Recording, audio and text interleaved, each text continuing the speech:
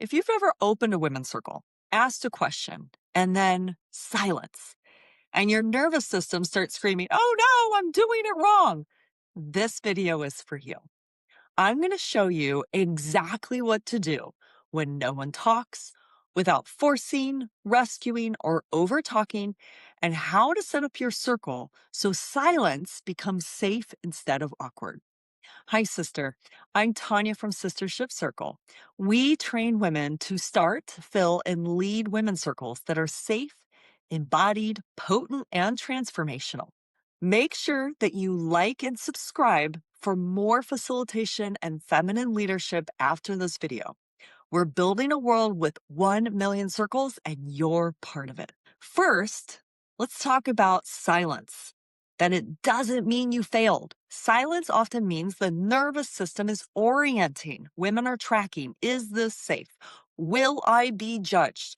Will I be interrupted? Will I be fixed? So today, I'm giving you a clear plan to hold the container with confidence. Here's what we'll cover: why silence happens, the real reasons, what not to do, which are your panic moves, 5 simple fixes in the moment, how to prevent it with better questions and agreements, and what to do if one woman still won't share. Make sure you stay to the end, and I'll give you 3 potent questions that drop women into their body. Silence happens for 5 main reasons. Number one, safety isn't established yet. If agreements aren't clear, women will wait. Number two, the question is too heady. Head questions create insight. Heart and body questions create connection. Number three, women are afraid of doing it wrong. They don't know what kind of sharing is expected. Number four, the facilitator is over talking. If you fill all space, the room never settles. Number five, they need a nervous system reset. That's why movement is required after shares. Regulation matters. Remember, safety before death, and structure creates freedom. When silence happens, facilitators often do one of these things. They explain the question again and again. They start teaching, they start coaching, they tell a long personal story to break the ice. They call on someone to create pressure. They apologize by saying, "Oh, this is awkward." But your job is not to perform. The facilitator leads as a conduit, not a performer. Your job is to protect the container and trust the process. So here's fix number one. You normalize the silence with one sentence. All you got to say is, "Let's take a breath. Silence is welcome here." And then you pause. This signals that we're not rushing. We are safe. Fix number two, put them in their bodies for 10 seconds. You could say, "Okay, feel your feet, soften your shoulders, 1 breath in, 1 breath out." Fix number three, give a tiny structure for how to share. Most women don't know what kind of share you want. Start with, "Right now, I'm noticing." That gives permission and a doorway. Fix number four, offer 2 to 3 gentle prompts, not a lecture. If the question is too big, break it down. Here's a few ways to enter this. What am I feeling in my body right now? What do I want to be witnessed in? What feels true that I haven't said out loud? And then, of course, you want to pause. Fix number five, start the talking stick yourself.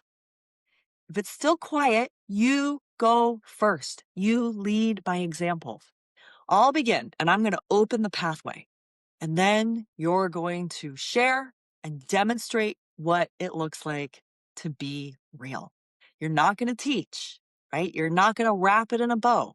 It's not storytelling hour. You want to model the power of having it within the time frame. Now, what's the best way to prevent awkward silence? You want to set your container well. So before the share, you're going to say, "In this share, we practice talk and stick one voice at a time. No crosstalk, no fixing, no feedback. We witness. And you are sovereign. You could pass, but I'm going to invite you to be brave." When women know they won't be interrupted or analyzed, then they share. Now, here are 3 questions that consistently work because they drop women into the body. Question number 1, right now, what is your body aware of? Question number 2, what truth is asking to be spoken at the pace you can trust? Question number 3, where are you holding back in your life? And what would one step towards truth look like? And notice that each is one layer. So you want to avoid multi-part questions like, what do you want? Why do you want it? How you get it? What's your pattern, right? That sends women back into the mind. Bring them into the body. Now, if a woman doesn't want to share, that's allowed. And you might say, you're welcome to pass. Your presence matters here. Or we can just create some space to just witness you, right? And then you keep the structure. You don't want to force anyone. You want to create the conditions for truth telling to become safe over time. Now, if you want my full circle structure, opening, agreements, talking stick, setup, timing, the whole flow, you want to grab the Art of Leading Circle. It's designed so you don't have to overthink what to say, what to do next. And you want to watch what to say when someone cries in circle next, right? These are trauma aware scripts because once the silence breaks, emotion often comes. Go ahead and in the comments, say silence if you experienced this and tell me, was it in person or online?